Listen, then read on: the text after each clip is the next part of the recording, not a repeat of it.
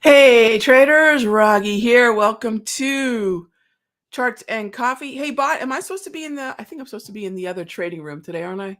The free trading room. All right. Let me jump on over there. Great to see everybody. Happy non-farm payroll morning. Hope everyone's doing great. And let's see here. Let's get into our free trading room, and then the gang's all here. All right, we should be all set on audio and video, and welcome to Charts and Coffee. And we're going to take a look at what has happened in the aftermath of this morning's non-farm. This morning's non-farm was obviously a very volatile one. So the first question is, what happened, right?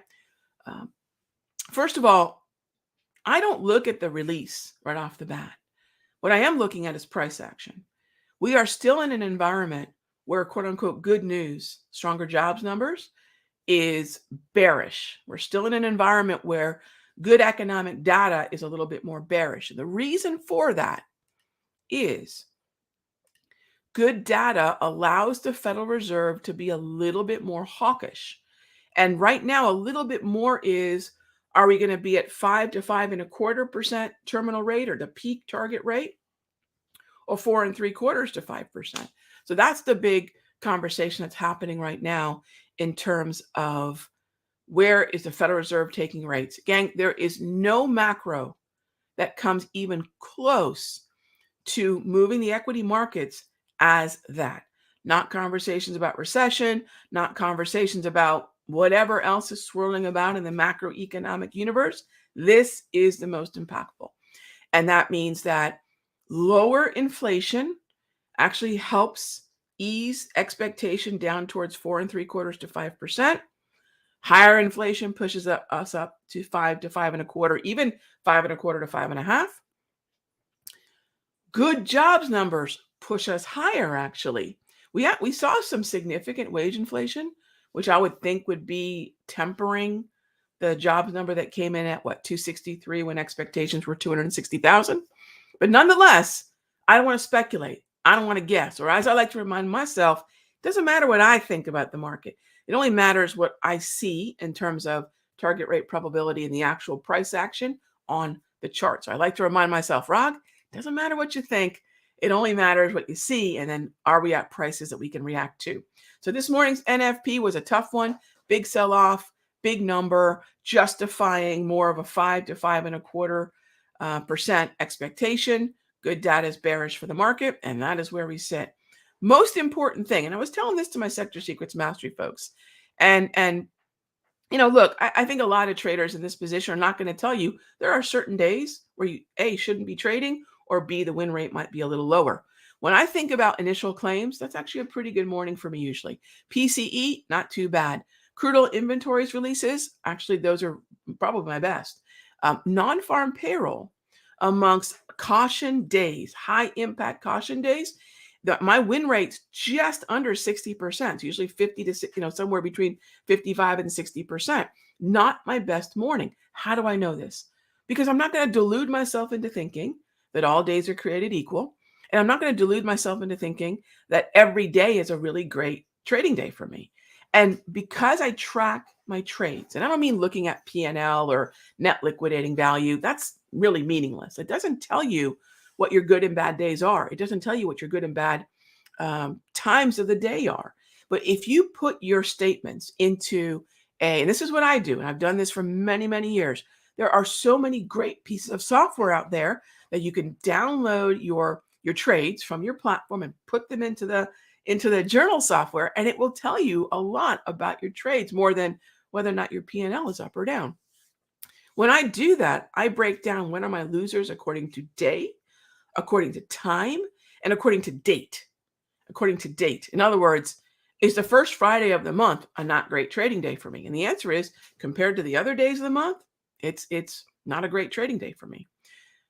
Options expiration, the third Friday of the month, also not a really productive trading time for me. So anyways, I think it's really important for me to say, look, gang, just because you're a professional trader or you're an experienced trader, all trading days aren't great. And I think it's really important for people in my position to say, there are certain days where you just shouldn't trade. And today's really one of them. At 9:30 after the bell, I won't be doing anything.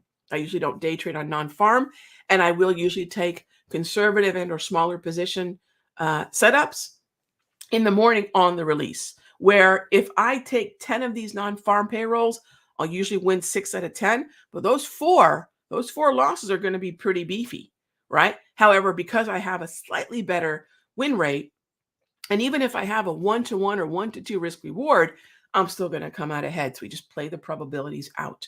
I hope that makes sense. And I want to be, as transparent as I can about these kinds of events. They're not for everybody.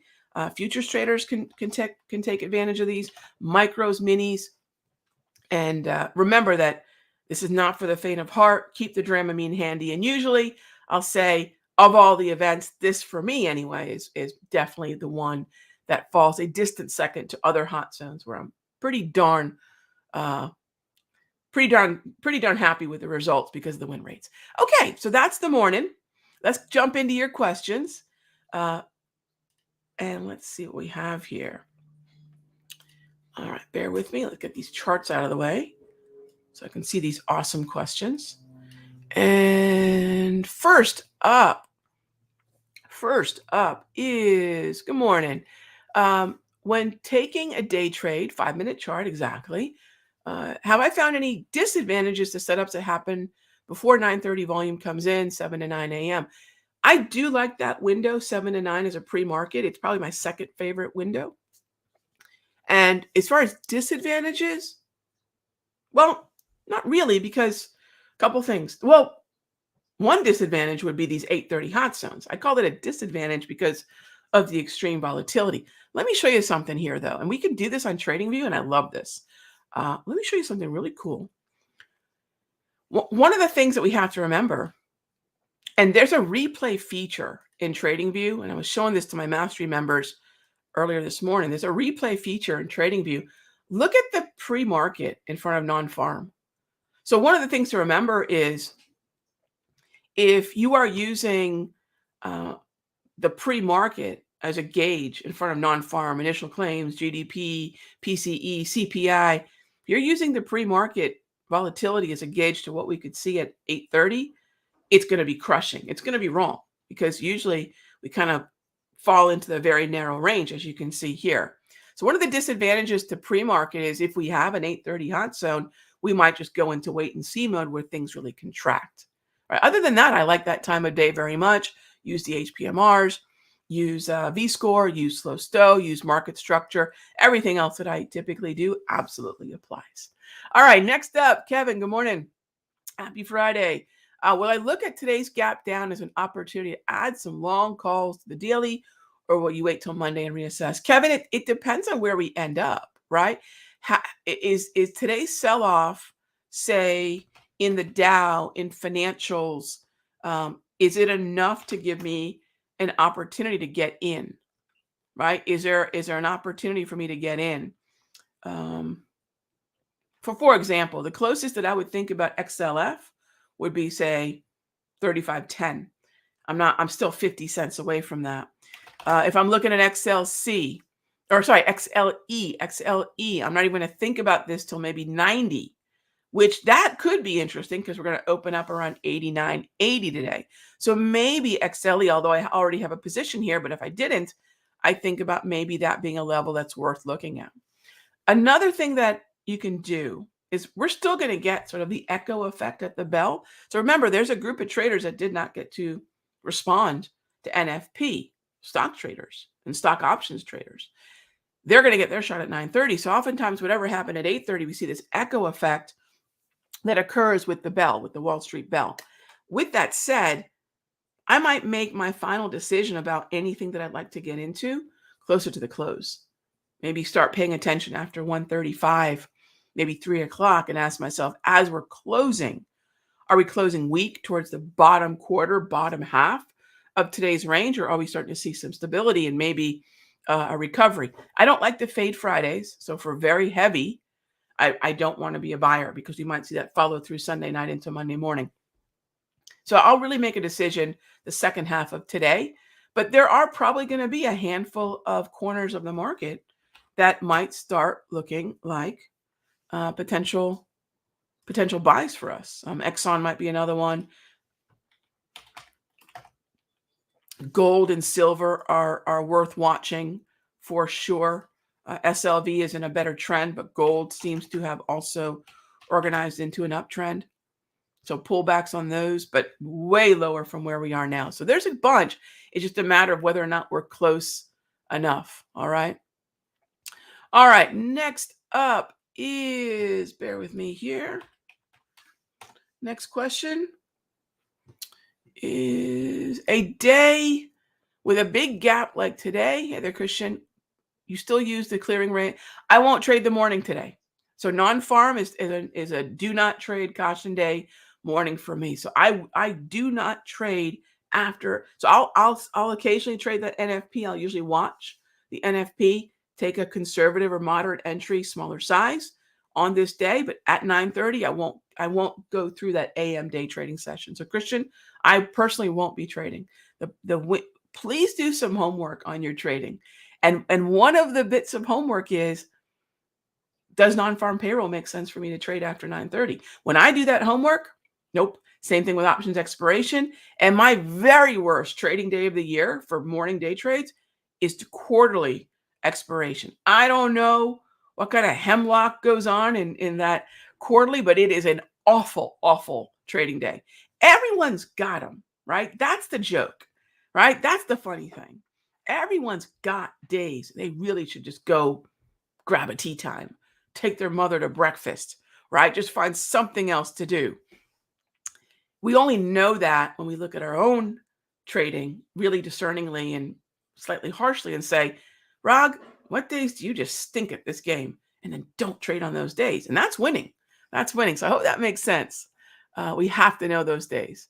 All right, next up. And by the way, that frees us up to just kick butt the rest of them, right? Yesterday we had 5 trades. One got stopped out. We went for 3 or 4 winners yesterday. Different trading day for me. Today, I'm pretty sure the outcome wouldn't be like that. So why put my hard-earned money at risk on a day where my win rate doesn't justify it? Yeah. Okay. I hope that makes sense, gang. All right. I know I'm bullish. Yes. XLV and XLF. I sure am. I've been bullish since July, right? So let me also keep that in mind. Not that we're going to just fly in an uptrend, but I've been cautioning traders against thinking that we're going to have this catastrophic breakdown in the equity markets.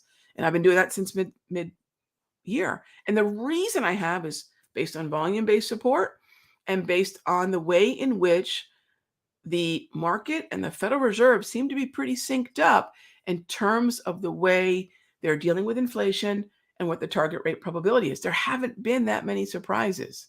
And when there are, say, for example, Jackson Hole, the Federal Reserve does a pretty good job of kind of course correcting.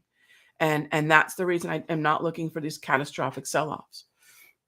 And so, yes, I'm bullish in those double greens, XLF, XLV, yes.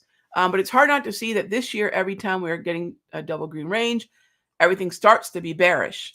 Well, so Avi, if I may, if we go back and say double greens get crushed this time of year, which I have not experienced, I would agree. Is it more along the lines that neutral markets? Let's contrast XLK to XLV. If you say, Rog, XLK looks like it could move lower, I'm in 100% agreement with you. This would be an overbought fade off resistance in a neutral market. But if I look at XLI, again, this is where we don't ever, and I know I do this too, but we never want to think about the markets, right? That's a very dangerous phrasing, the markets, because what are we talking about? Treasuries, currencies, energies, indices, the sectors. The only time we can say the markets and when we are in rip-roaring buy everything environments, which come along once every blue moon, like 2020. The rest of the time, we really want to separate each index from each other, not indices, but what's the Russell doing versus the Dow versus the S&P versus the Nas.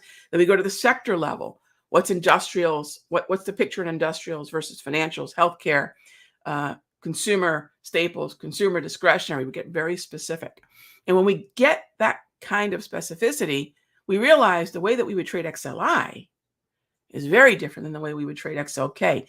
This is sort of the sector secret, right? This is a top-down approach to watch list building and relative performance that's been at the heart of what I've been doing for 30 years. And it just works because we're able to find best of breed, and we're able to discern from XLK, where I would agree, if there's a market that's going to move lower, XLK, XLY, very different picture than XLF.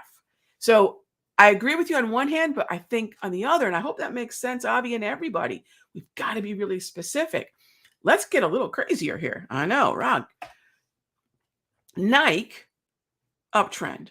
Same corner of the market, consumer discretionary.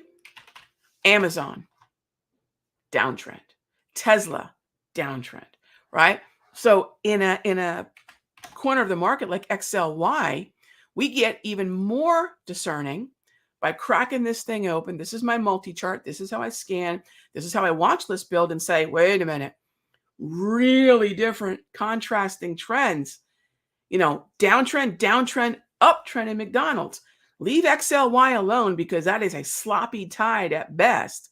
But look at Home Depot, McDonald's, Nike, Lowe's, Starbucks, TJ Maxx, and General Motors. Avoid Dollar General to the long side, avoid Target to the long side, and clearly avoid Amazon and Tesla. In fact, the strategy in Amazon and Tesla is completely different. That's a short the rip than the buy to dip in those green trends. So I hope that makes sense. And thanks for the comment and question. All right, Dustin asked, if we get a minor high, what do I think about LUV for a put?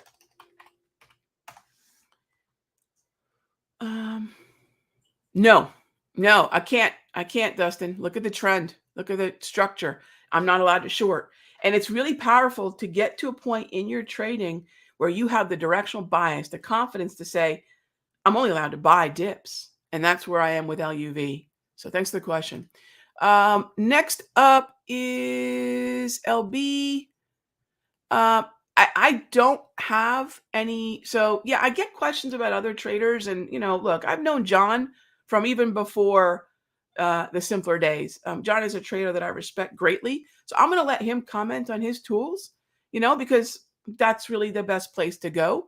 And I'll comment on mine.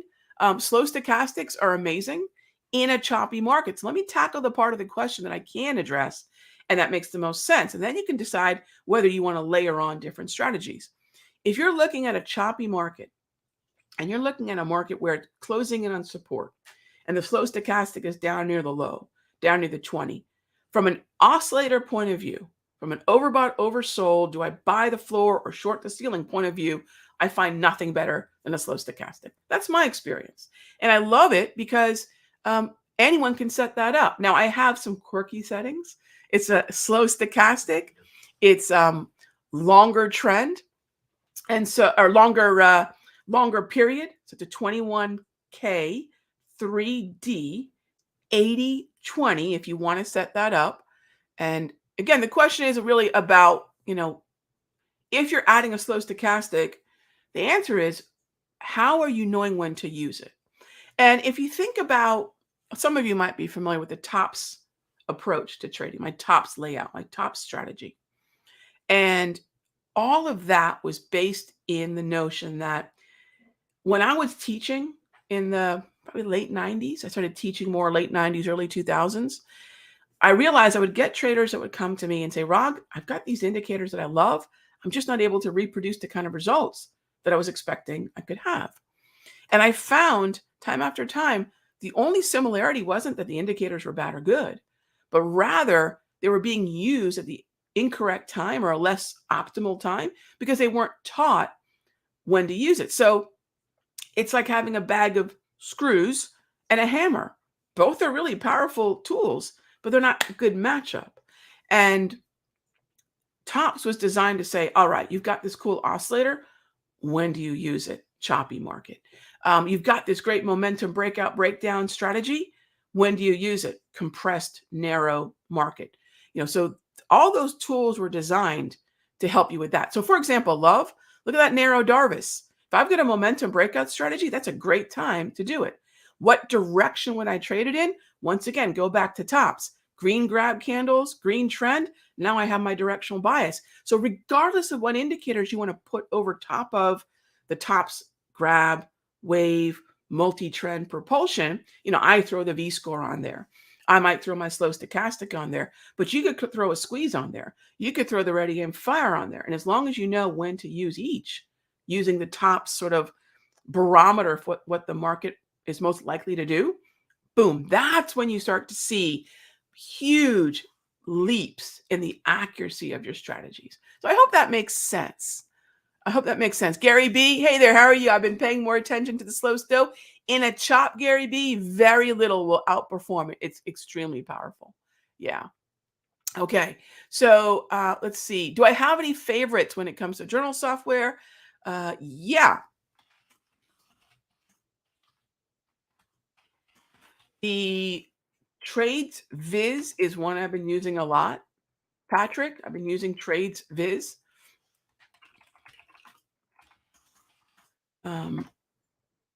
Wingman Tracker is very good, especially if you're an options trader. Trader Sync I've used on and off for a while, but I've really moved on to Trades Viz. I probably would have to say I like Trades Viz the most, and it's actually quite affordable. I don't know if they still have their Black Friday special or not, or Cyber Monday or whatever, but I've been really liking Trades Viz. Yes, I really have been. Okay, so with that being said, gang, that's a wrap. Thank you, as always, for being a part of the Charts and Coffee show. I appreciate it. Caffeinate and dominate, gang.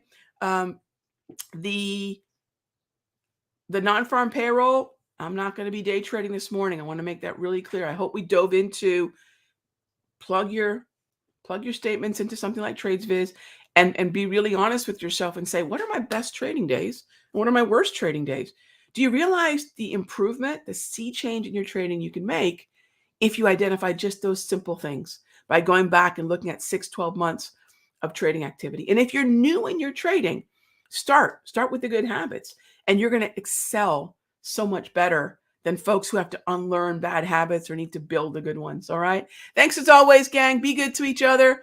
And I will talk with you all soon. Next up is going to be the Sunday evening Raghee Report, 6:30 p.m. 6:30 p.m. New start time, 30 minutes later.